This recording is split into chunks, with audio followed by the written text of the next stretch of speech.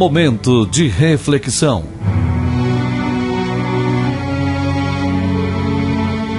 A Igreja Evangélica Palavra da Cruz em Sidrolândia traz uma mensagem de Deus para o seu coração, na voz do pastor Cláudio Morandi.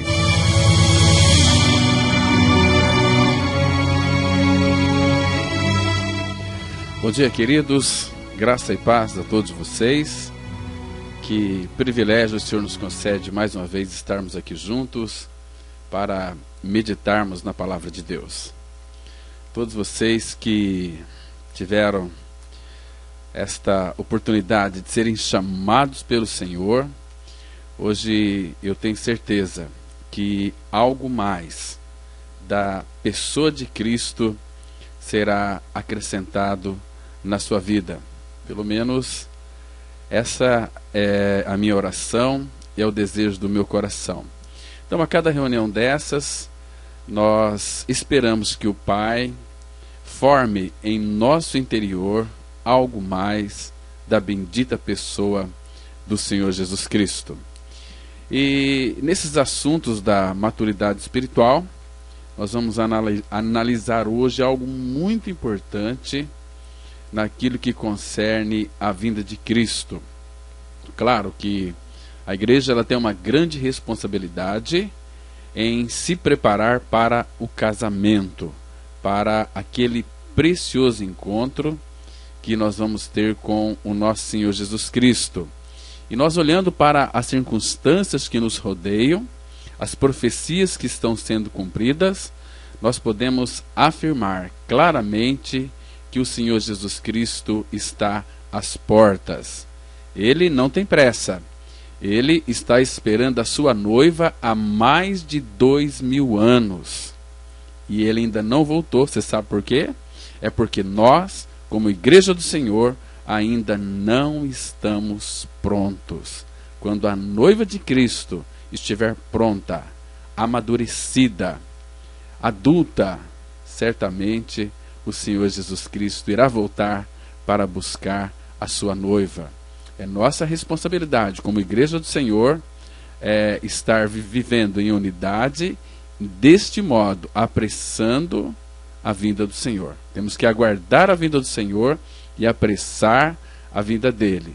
Nós não estamos aguardando o anticristo, nós não estamos guardando a grande tribulação, nós não estamos aí aguardando o governo mundial, nós estamos olhando para os céus e aguardando a vinda do nosso Mestre.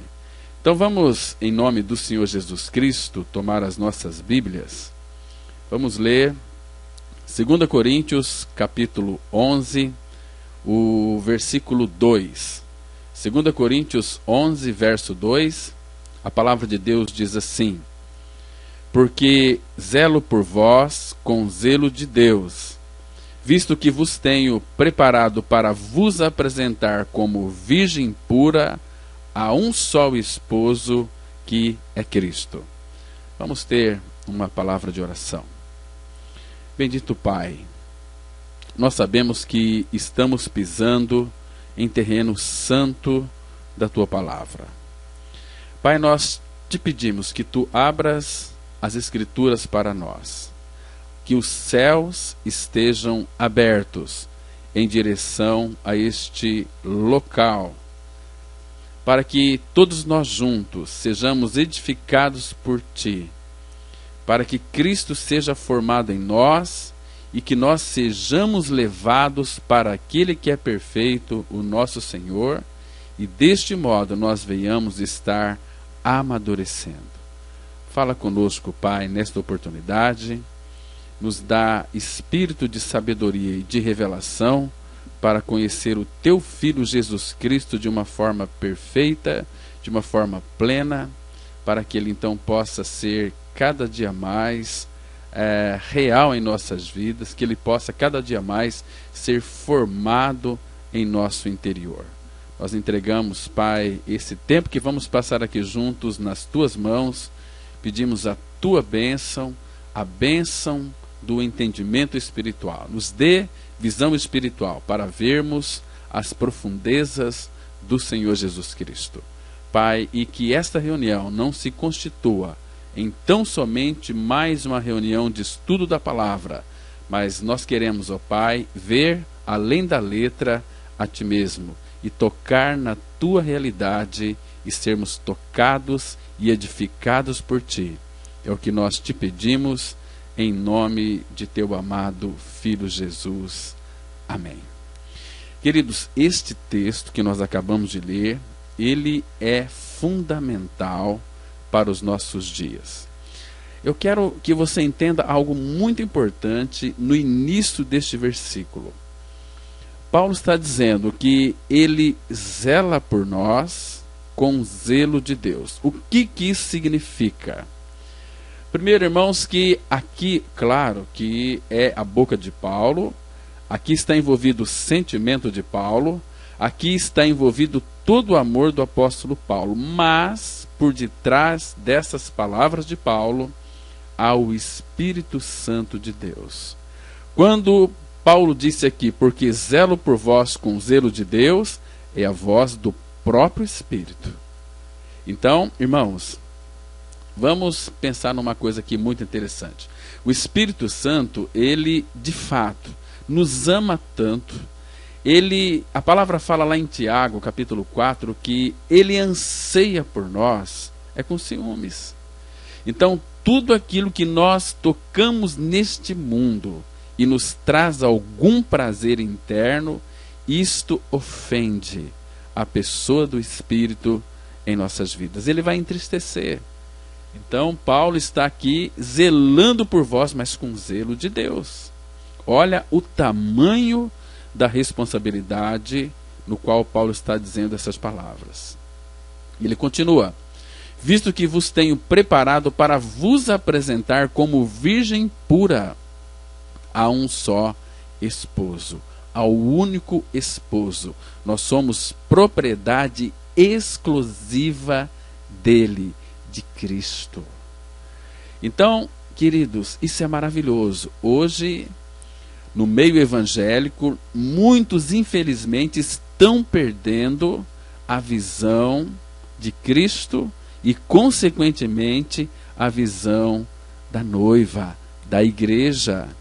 Hoje nós estamos olhando para os evangélicos de uma forma geral, nós estamos percebendo que a igreja ela está perdendo a sua identidade.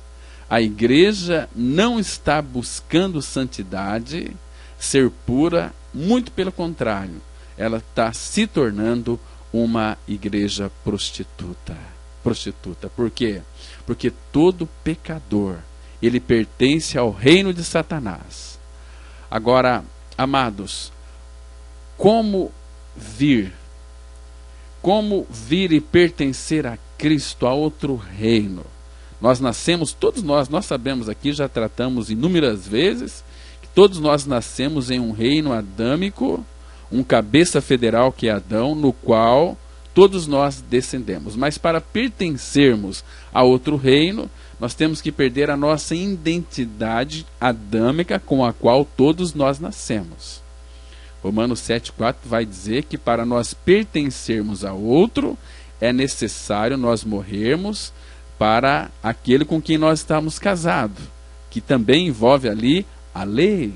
Nós só podemos ser dele quando de fato cremos que ali na cruz, no corpo dele, fomos atraídos, crucificados, mortos, sepultados e ressurretos juntamente com ele. Não adianta você saber disso se você não tiver a realidade espiritual desta verdade maravilhosa. Então, queridos, vos apresentar como virgem pura a um só esposo, que é Cristo. Deixa eu lhe fazer uma pergunta. O que poderia contaminar essa noiva? Irmãos, o grave perigo de serem enganados por falsos pregadores e de aceitarem o evangelho distorcido. Isso aqui certamente levaria a noiva do Senhor, pela qual o Espírito, pelo trabalho da cruz, está preparando ela como uma virgem pura. Então, quando surgem os enganadores, os falsos profetas, né, e muitos estão aceitando um evangelho diluído, isto contamina toda a igreja. Porque Paulo, ele diz assim, lá no versículo 3 de 2 Coríntios capítulo 11, mas receio que, assim como a serpente enganou a Eva com a sua astúcia, assim também sejam corrompida a vossa mente e se aparte da simplicidade e pureza devidas a Cristo. 2 Coríntios 11, versículo 3, que é a sequência desse versículo que nós vamos usar aqui como nosso texto base. Queridos, então o apóstolo Paulo, ele teme, ele tem medo de que a igreja ela possa ceder a este tipo de apostasia e se entregar a uma heresia. Agora, quando esta igreja ela está olhando para Cristo, aguardando Cristo, ansiando para Cristo, como diz lá em Cantares, vem depressa, amado meu. Amados, uma pergunta aqui eu acho que ela é significativa e fundamental para o que nós estamos considerando. Para que nós então desejamos a volta de Cristo, é necessário respondermos uma pergunta pertinente. Você que está aqui nessa oportunidade, você ama a Cristo? Você ama a Ele? Responda aí no seu coração. Não precisa levantar a mão. Você ama a Cristo? Isso é muito importante, porque se nós amamos a Cristo, certamente nós vamos desejar que Ele volte. Se nós amamos a Cristo, a nossa oração será: Maranata, ora vem Senhor Jesus, porque nós amamos. E quando nós amamos uma pessoa, nós queremos estar com ela. Então, se nós amamos a Cristo, por que as nossas orações não são: ora vem Senhor Jesus, vem depressa, estou com saudade de ti? Então, amados, e outra coisa, o apóstolo Paulo diz algo bastante terrível para aqueles que não amam a Cristo. Em 1 Coríntios, capítulo 16, versículo 22, ele diz assim: se alguém não ama o Senhor, seja anátema. Ou seja, se alguém não ama a Cristo, seja maldito. Responda no seu coração: você ama a Cristo? Queridos, vocês não sabem o que significa ser a noiva do Cordeiro. Você sabia que o nosso Senhor, Ele se alegra com a sua noiva? Ele se alegra, como na expressão, vocês devem se lembrar desse texto, lá de Isaías 62, versículo 5. A palavra de Deus diz lá que como o jovem desposa a donzela, assim teus filhos te desposarão a ti. Como o noivo se alegra da noiva, assim de ti se alegrará o teu Senhor. Está vendo aqui, amados, que coisa maravilhosa, que coisa linda. Agora, um detalhe mais importante que nós devemos nos ater aqui, antes de nós caminharmos aqui no estudo, é este aqui. Porque, com relação ao casamento, com relação ao nosso encontro com Ele, porque este será um casamento que foi ajuntado pelo Senhor. Então, é um casamento eterno.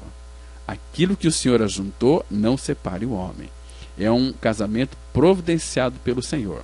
Lembra lá de Oséias, capítulo 2, versículo 19 e 20? Lá, Oséias diz assim, vamos abrir esse texto? É muito interessante. Quero que os irmãos possam estar lendo isso, se alegrar com isso, ser edificado com isso, porque o Senhor ama tanta igreja e vai ser um casamento eterno, para sempre, onde não vai haver divórcio. A Bíblia diz assim, Oséias 2, 19 e 20: desposar-te-ei comigo para sempre, desposar-te-ei comigo em justiça e em juízo, e em benignidade e em misericórdias, desposar-te-ei comigo em fidelidade, e conhecerás o Senhor. Está vendo aqui, querido, que coisa linda vai ser esse casamento. Primeiro, hoje nós somos a noiva de Cristo. Ele já veio, ele já pagou o dote, né?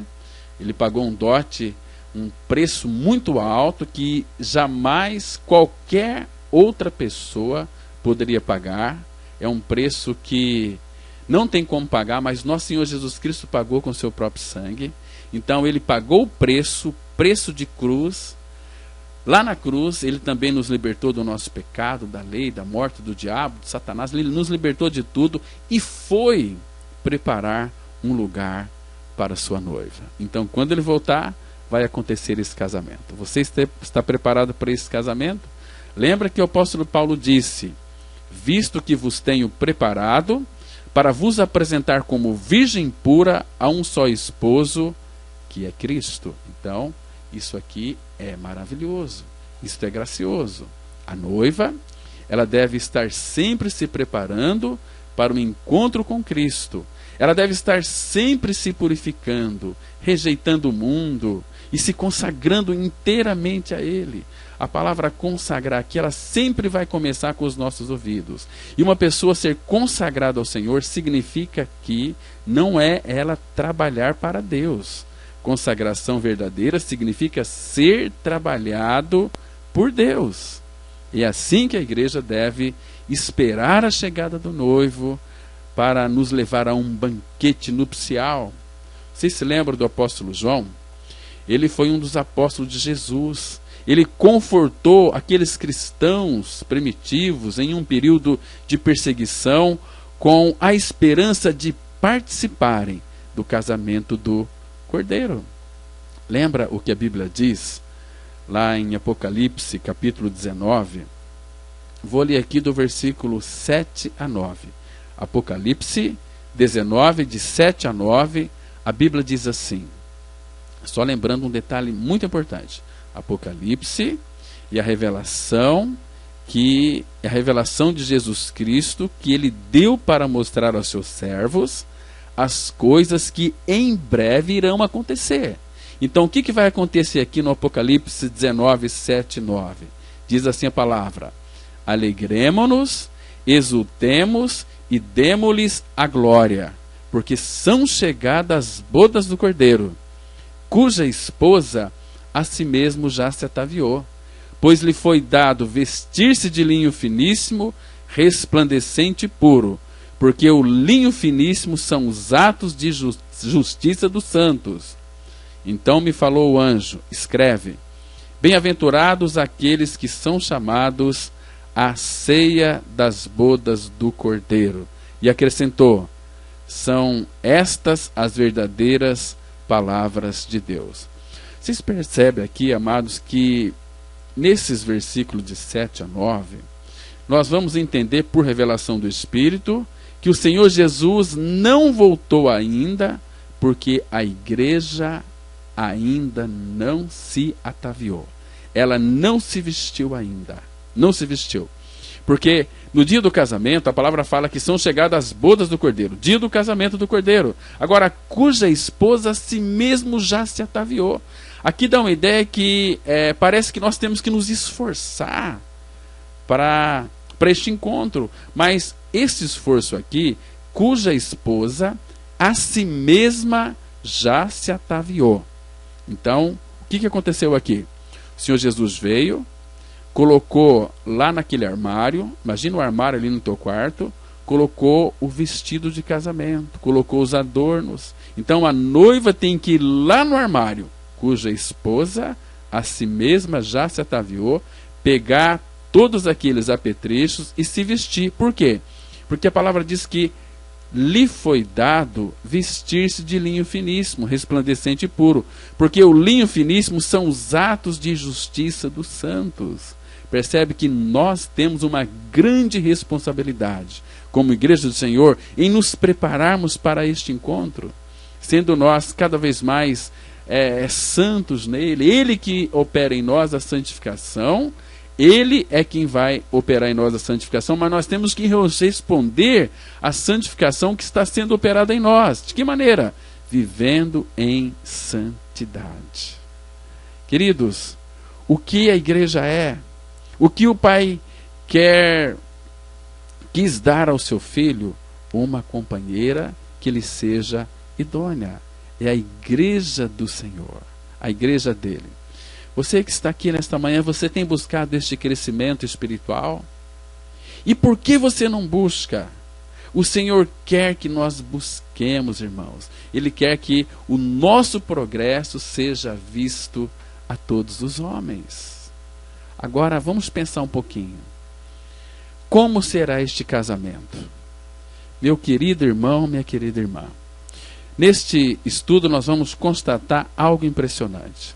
O noivado de Jesus com a sua igreja, ele ocorreu exatamente em sua primeira vinda à Terra, há cerca de mais ou menos mais de 2000 anos atrás, nos mesmos e exatos moldes de um noivado judaico. Nós vamos fazer aqui um paralelo entre um noivado judaico, porque é a mesma situação que estamos vivendo com o nosso Senhor, porque o espaço de tempo entre a primeira vinda de Jesus e a sua segunda vinda corresponde exatamente ao período em que os noivos ficam sem se ver, entre o noivado e o casamento judaicos. E por fim, na segunda vinda de Jesus, que começa com o arrebatamento, ocorrerá o casamento entre o glorioso noivo judeu e sua amada noiva gentia, que é a igreja, mas dentro dos exatos moldes de um casamento judaico. Então, qual é a primeira evidência? Vamos voltar aqui no casamento judaico. Lá, o rapaz judeu, ele escolhe uma moça com quem ele pretende se casar, porque em Israel, desde os tempos bíblicos, a iniciativa para o casamento sempre foi do rapaz que, ao se afeiçoar de uma moça, a escolhia para ser sua noiva e posteriormente a sua esposa. Isso é no casamento. Então, na primeira vinda, Jesus, o Rei dos Reis, se afeiçoou de sua futura noiva, a igreja, e a escolheu para com ela se casar. Isso está tão claro lá no Evangelho de João, capítulo 15, verso 16. Lá Jesus disse assim: não foste vós que me escolhestes a mim, pelo contrário, eu vos escolhi a vós outros. Está vendo? Nós fomos escolhidos pelo nosso noivo. Na expressão do Salmo, né? 45, diz que ele é o mais formoso de todos os homens, e nos seus lábios extravagou a graça. Então, não é nós que aceitamos ele, não é nós que escolhemos ele, foi ele quem nos aceitou, foi ele quem nos escolheu. Isto é maravilhoso, é gracioso, é glorioso. Porque naquele tempo, meus irmãos, o rapaz se casava com 18 anos, e a moça, logo que ela atingia a puberdade, segundo alguns historiadores, era entre 12 e 13 anos, uma moça judia, ela já poderia se casar. Agora, o noivo, ele escolhia a noiva e pagava o dote ao pai da noiva. Exemplo, lembra de Jacó? Jacó e Raquel, qual foi o dote pago por Jacó? Você vai ter que ver depois, lá em Gênesis, capítulo 29. Vamos ler esse texto? Abra sua Bíblia. Em Gênesis, capítulo 29, uma figura tão linda ali de Cristo, a igreja, figura tão linda, olha, do versículo 16 e 18. Presta atenção nessa leitura aqui. Ora, Labão tinha 2 filhas. Estou lendo Gênesis 29, verso 16. Ora, Labão tinha 2 filhas, Lia, a mais velha, e Raquel, a mais moça. Lia tinha os olhos baços, porém Raquel era formosa de porte e de semblante. Jacó amava Raquel e disse: 7 anos te servirei por tua filha mais moça, Raquel. Então, esse aqui era o dote. Veja o versículo 20. Assim, por amor a Raquel, serviu Jacó 7 anos, e estes lhe pareceram como poucos dias, pelo muito que a amava. Então, esse aqui foi o dote pago por Jacó a Raquel. Estão me compreendendo aqui, irmãos? Então, por que Jacó não reconheceu que era Lia? Lembra que depois de 7 anos, ele tinha que entregar Raquel, mas ele entregou Lia. Mas por que Jacó, naquela noite de núpcias, ele não reconheceu que era Lia? Porque eles, na cabeça, na mentalidade de Jacó, era Raquel que ele estava ali se casando, tendo as suas relações ali de amores, de prazeres. Por que ele não reconheceu que era Lia? Primeiro, Lia, ela estava vedada com véu, pois era costume naquela época, né? E segundo, 7 anos de espera, imagina a sede de Jacó. 7 anos trabalhando, sonhando com Raquel, e à noite ele estava tão ansioso, e ela com véu, mas para ele ficou tão enfeitiçado, ele estava tão enfeitiçado por amor a Raquel, que o pai ofereceu a Lia. Então, ele foi ter com Lia, mas depois ele descobriu que era Raquel. Imagina só, 7 anos de espera. Imagina a sede de Jacó, meus irmãos. Foi terrível. Então, queridos, um detalhe aqui interessante que nos chama a atenção: nosso Senhor Jesus Cristo disse que Ele nos escolheu. Agora, aqui cabe uma pergunta muito interessante também, queridos. Eu gosto de fazer perguntas porque o nosso Senhor Jesus Cristo, Ele ensinava com perguntas. Quando Ele nos escolheu, onde estamos? Ou onde nós estávamos quando nós fomos escolhidos? Em João capítulo 15, versículo 19, vai explicar aonde que nós estávamos. Diz assim a palavra de Deus, João 15, verso 19. Se vós fosses do mundo, o mundo amaria o que era seu. Como todavia não sois do mundo, pelo contrário, dele vos escolhi, por isso o mundo vos odeia. Então o mundo morre de ciúme, porque nós estávamos casados com este mundo. Mas o nosso noivo veio e nós nos afeiçoamos a ele. Por quê? Porque ele demonstrou todo o seu amor por nós. O amor dele nos conquistou. Deus amou o mundo de tal maneira que deu seu Filho unigênito, para que todo aquele que nele crê não pereça, mas tenha vida eterna. Mas Deus prova o seu próprio amor para conosco pelo fato de ter Cristo morrido por nós, sendo nós ainda pecadores. Amados, não foi nós que o escolhemos, Ele nos escolheu. Mas nós temos uma outra evidência aqui, onde o rapaz pretendente prepara um contrato. Então, para demonstrar o seu desejo de se casar com uma moça em Israel, o rapaz judeu ele preparava um contrato ou um testamento para apresentar a moça e a sua família na casa dela. Interessante, meus irmãos, que neste contrato o pretendente apresentava a sua disposição de assumir a moça como esposa e ele descrevia os termos sob os quais ele pretendia se casar. Jesus ele veio à terra em sua primeira vinda, o verbo se fez carne, ele veio à casa de sua futura noiva, que é eu e você, que somos todos nós aqui, e o Senhor trouxe consigo um contrato. Que contrato que é este? É um pacto ou uma aliança. Ele fez uma aliança conosco, ele nos deu uma garantia, o qual é chamado, que nós conhecemos, de nova aliança ou Novo Testamento. Lembra lá no Evangelho de Lucas 22, versículo 20? Ele diz assim: este é o cálice da nova aliança no meu sangue, derramado em favor de vós. Então, essa é a prova de amor incontestável, de um amor eterno. Com o amor eterno, eu te amei, por isso com benignidade eu te atraí. Nós somos atraídos a Ele pelo amor dele manifestado na cruz em favor da sua igreja, que é eu e você. Ele nos ama tanto, ele é tão louco de amor por nós, que morreu numa cruz para que nós fôssemos a sua noiva.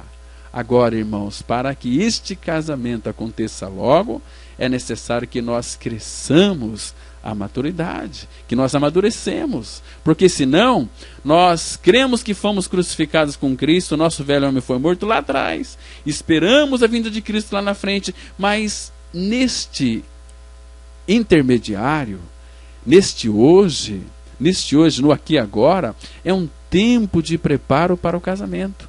A noiva tem que se preparar para aquele grande dia. Então, ele fez um contrato conosco.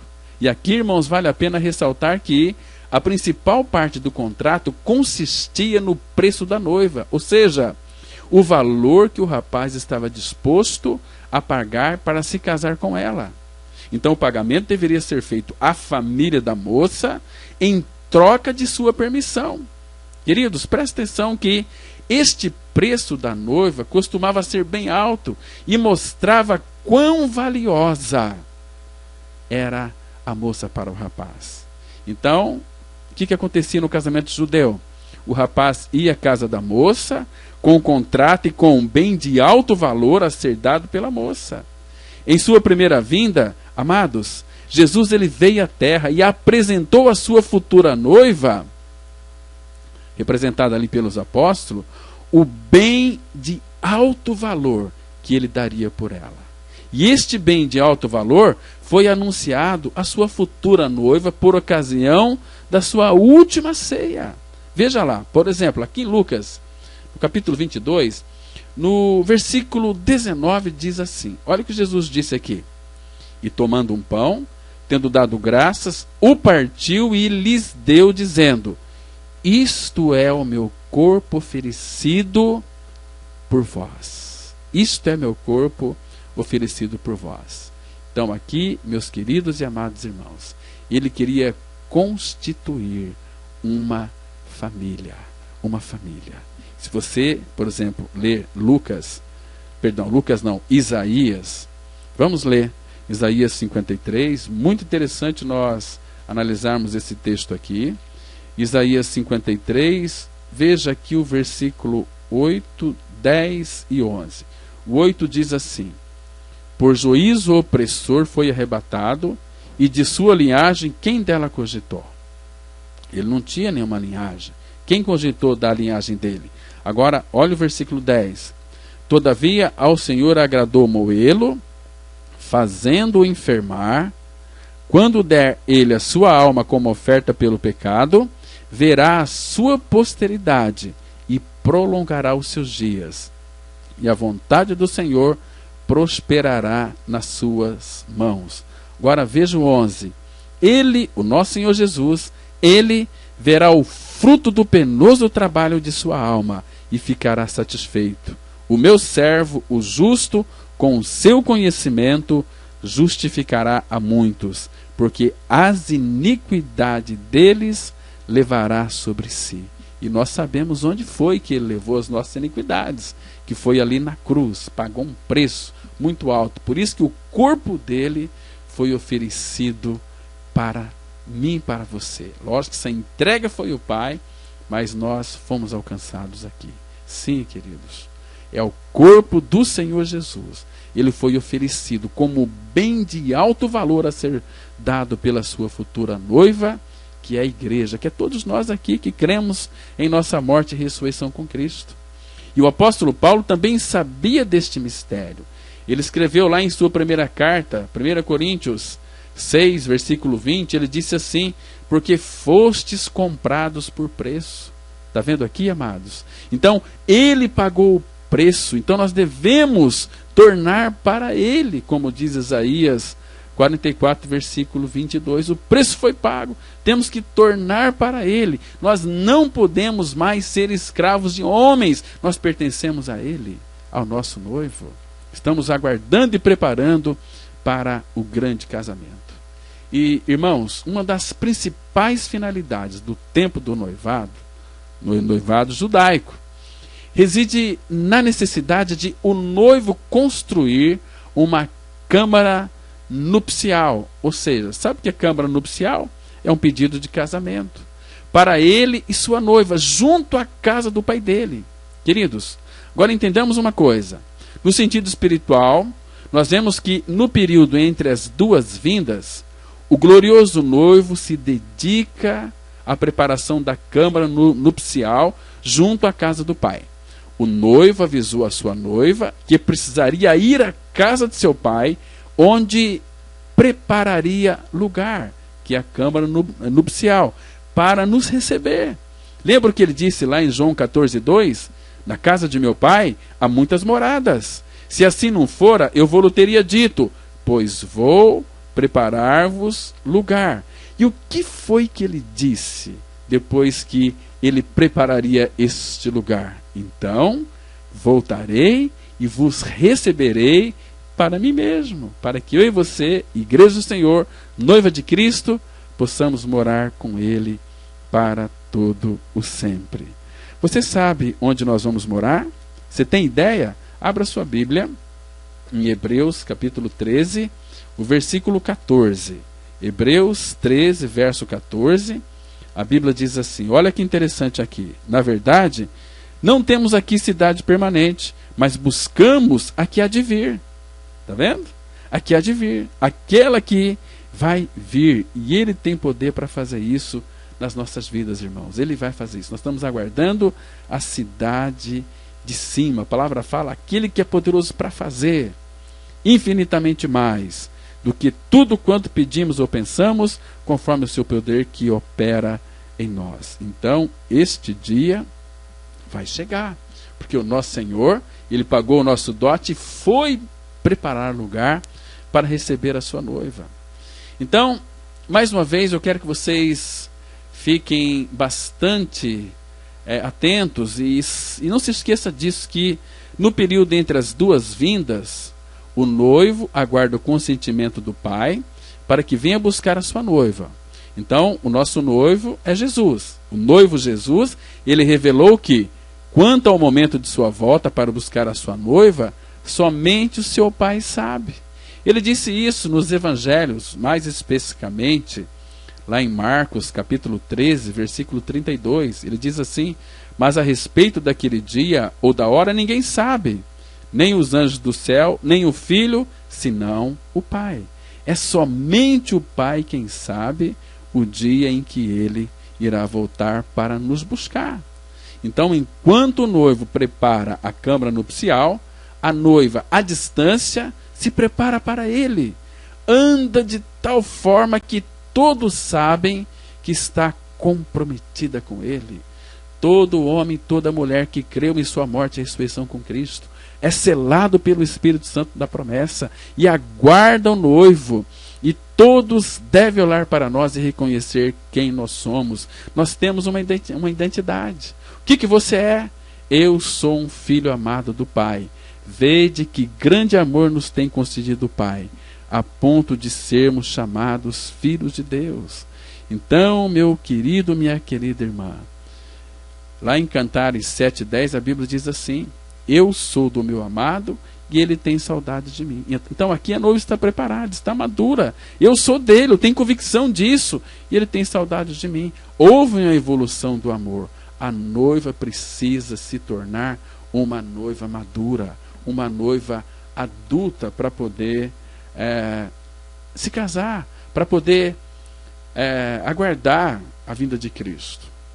Então, como a noiva, esperando a chegada do noivo, a igreja hoje aguarda a vinda de Jesus. E ele levará os fiéis às bodas e depois habitará com sua esposa para sempre. A beleza da noiva vem do noivo. A igreja, ela é gloriosa, porque o noivo, que é glorioso, habita em nós. No seu coração, se você creu, no seu espírito, você é a igreja. Você é a igreja gloriosa, porque Cristo, que é o glorioso, habita dentro de você. Você é santo, você não tem nenhum defeito. Irmãos, não é assim nos casamentos humanos que nós conhecemos? A noiva escolhe o vestido, arruma os cabelos e faz tudo para chegar à cerimônia adornada para agradar o noivo. Mas a beleza da noiva de Ezequiel, capítulo 16, de 1 a 14, veio do marido. Porque Deus encontrou Israel como uma menina recém-nascida, abandonada pelos próprios pais. O que ele fez? Ele cuidou dessa menina durante anos e quando ela cresceu, casou-se com ela. Ele a lavou e a vestiu com as melhores roupas, colocou nessa menina enfeites e joias finas, deu-lhe os melhores alimentos e ela se tornou absolutamente linda, formosa e adulta e madura. Lembra que Deus disse lá em Ezequiel 16, versículo 14? Diz assim a palavra: correu a tua fama entre as nações, por causa da tua formosura, pois era perfeita por causa da minha glória que eu pusera em ti, diz o Senhor. Então, a fama da igreja entre as nações é por causa da tua formosura. Por que que a igreja, ela é formosa? Você já parou para pensar nisso? Por que que a igreja, ela é formosa? Deixa eu lhe ajudar. Nós sabemos que o mais formoso entre todos os homens é o nosso Senhor. Lá no Salmos 45, versículo 2, a Bíblia descreve isso da seguinte maneira: Tu és o mais formoso dos filhos dos homens, nos teus lábios se extravasou a graça. Por isso Deus te abençoou para sempre. Tu és o mais formoso dos filhos dos homens. Claro que aqui um apontamento para o nosso Senhor. Então, está dizendo aqui o seguinte também: pois era perfeita, a igreja de Cristo Pai não encontra nela nenhum defeito, porque a igreja foi purificada com o sangue do Senhor Jesus Cristo.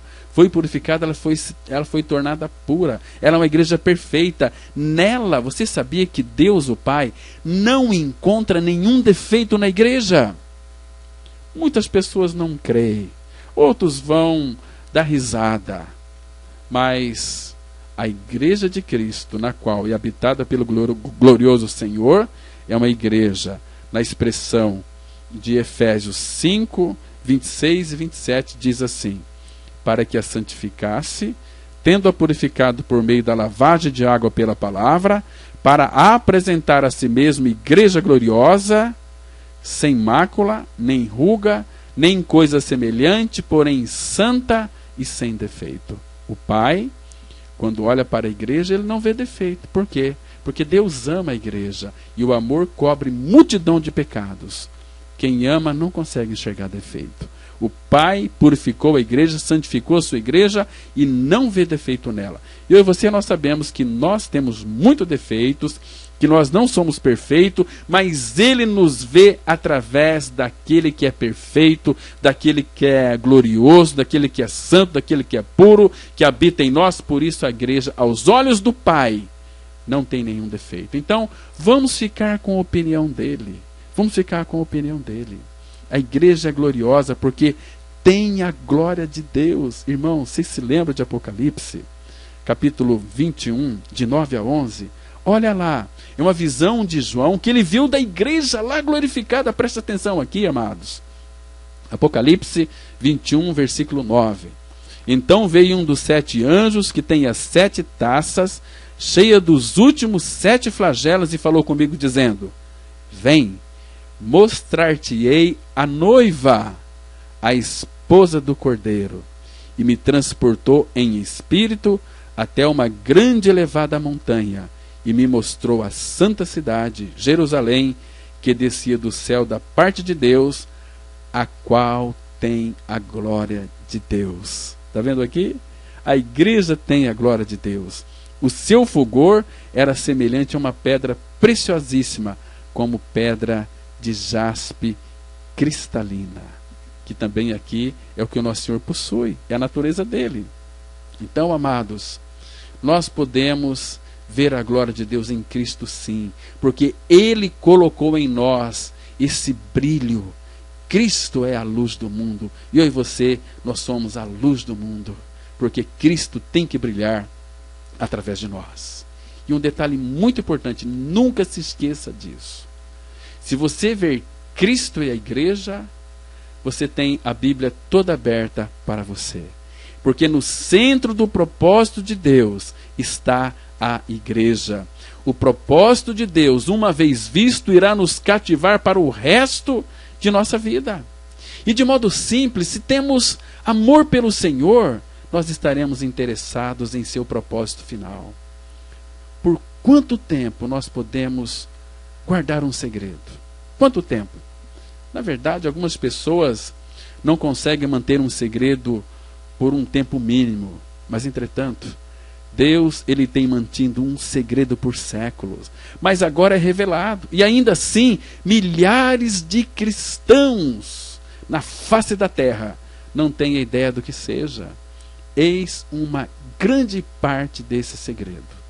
Havia uma jovem escondida dentro de Deus, desde antes dos tempos, e nós somos parte dela. O impulso do coração pulsante de Deus na criação foi ter um caso de amor, porque ele desejava uma companheira para seu filho.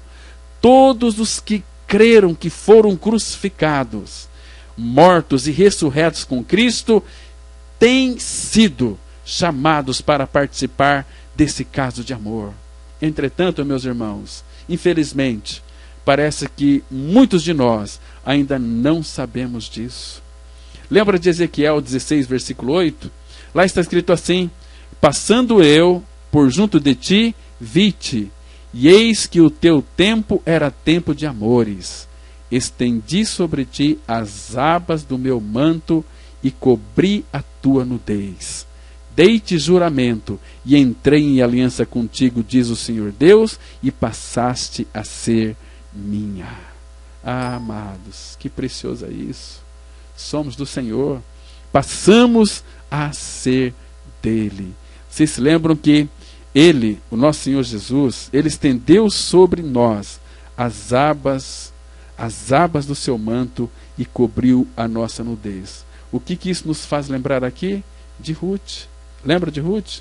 Aquela que era nora de Noemi, lá no capítulo 3, versículo 9. Lembra que está escrito lá?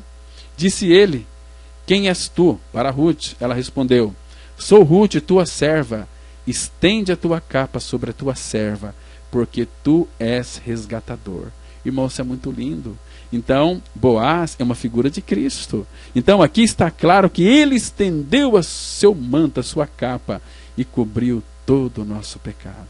Irmãos, como isso aqui é lindo, como isso é precioso, como isso é maravilhoso. O tema do amor conjugal, ele está no centro da revelação de Deus ao homem. E a comunidade trinitariana está intensamente envolvida nela. Agora, de acordo com a Escritura, o Pai, ele planeja, o Filho cumpre e o Espírito Santo aplica todas as realidades espirituais na minha vida, na sua vida, em nossas vidas. E para ser mais específico, meus irmãos, o Pai escolhe de modo soberano, porque ele é soberano, a noiva para seu amado Filho. O Filho deixa os domínios escondido e se humilha ao nível da humanidade. E ele paga o preço do dote para sua noiva com uma morte sangrenta, para que ele mesmo possa levantá-la para seus domínios celestiais, de onde veio. E finalmente, o Espírito Santo seduz, encanta e cativa a noiva pela beleza irresistível do Filho. Será que a moça vai se casar com o noivo que é Cristo? Vamos ouvir a voz da igreja através de Rebeca. Rebeca, ela era uma figura da igreja. Lá, vocês sabem que Rebeca, representando aqui a igreja, os pais, vai ficar ou não vai, filha, você vai com ele, não vai, deixa ela aqui mais uma semana, mais 10 dias, aí aquele servo de Abraão, Eliezer, senão eu tenho pressa, tenho que levar porque Isaac está esperando. Mas deixa ela pelo menos 10 dias. Puxa vida, por favor, mais 10 dias. Então, mas ela não vai querer ir. Pergunta para ela então. Vamos ver o que a noiva respondeu. Gênesis 24, 57 e 58 diz assim a palavra: chamemos a moça e ouçamo-la pessoalmente. Chamaram, pois, a Rebeca e lhe perguntaram: quer ir com este homem? Ela respondeu: irei. Está vendo aqui, irmãos? Que coisa mais linda. Eu irei. Ela disse sim. E eu e você, nós somos a igreja do Senhor. Fomos comprados com um preço muito alto. Jesus pagou o preço do meu e do seu pecado lá na cruz do Calvário. Cristo é a nossa vida. A igreja precisa amadurecer. A igreja precisa crescer à maturidade para ser uma mulher virtuosa, pronta para o grande casamento. Por quê? Porque o nosso Senhor Jesus não vai casar com uma menina. Ele vai casar com uma mulher adulta, com uma igreja preparada. Por isso que Paulo, ele zela por vós, com zelo de Deus, visto que ele tem preparado para vos apresentar como virgem pura a um só esposo, que é Cristo. Amém? Vamos ter uma palavra de oração. Querido Pai, nós te agradecemos por esse tempo que passamos aqui, meditando na Tua palavra. Pai, revela cada vez mais o Teu Filho e prepara-nos pelo Teu Espírito, pelo trabalho da cruz, negando a nós mesmos, dia a dia tomando a nossa cruz e seguindo o nosso Senhor por onde quer que Ele vá. Desvenda os nossos olhos para que possamos compreender as maravilhas da Tua lei. Fala conosco, Pai, continue nos aperfeiçoando, embora que neste processo de aperfeiçoamento, às vezes é muito doloroso, mas faça com que nós reconheçamos a Tua mão em todas as coisas, para que as nossas veredas elas sejam aplanadas. Em nome de Jesus nós oramos. Amém. Graça e paz, queridos.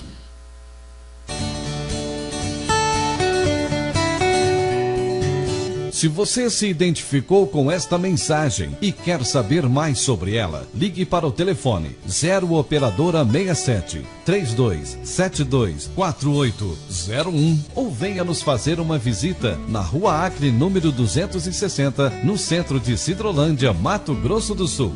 Cultos toda quarta-feira às 19h30. Reunião de oração toda sexta-feira às 19h30. E aos domingos, cultos às 9h e às 19h30. Que o Deus da graça e misericórdia vos abençoe sempre. E até a próxima mensagem. Graça e paz.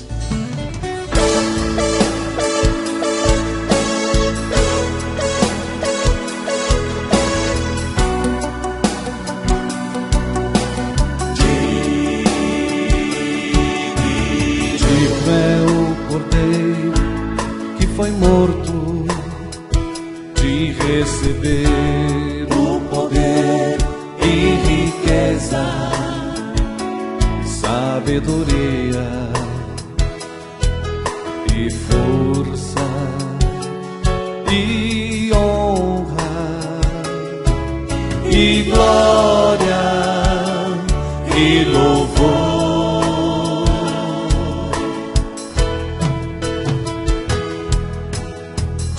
É o cordeiro que foi morto de receber o poder e riqueza, sabedoria e força e honra e glória e louvor.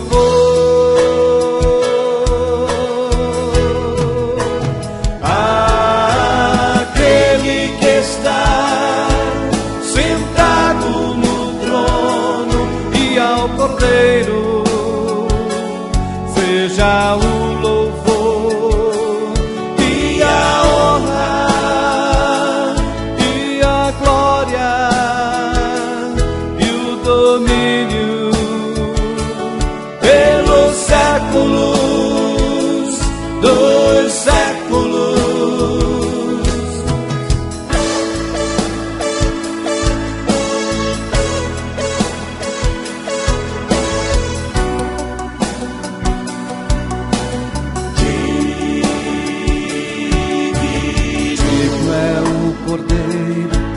Que foi morto de receber o poder e riqueza, sabedoria e força e honra e glória e louvor.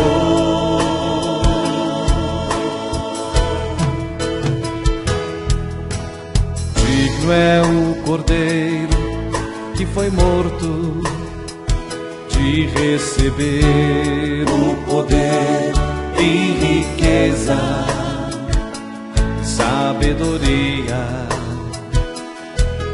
e força e honra e glória e louvor.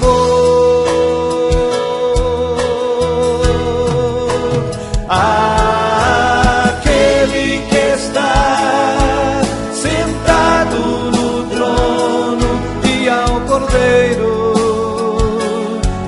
seja o louvor e a honra e a glória e o domínio pelos séculos dos séculos.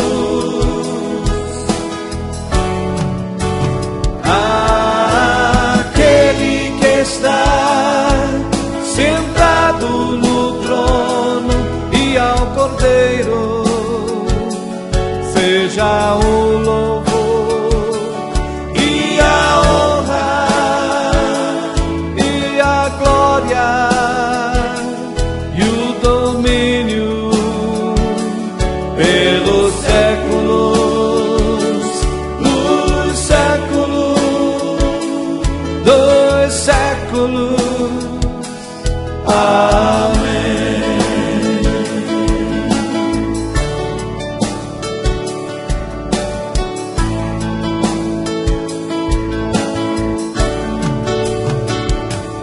Amém.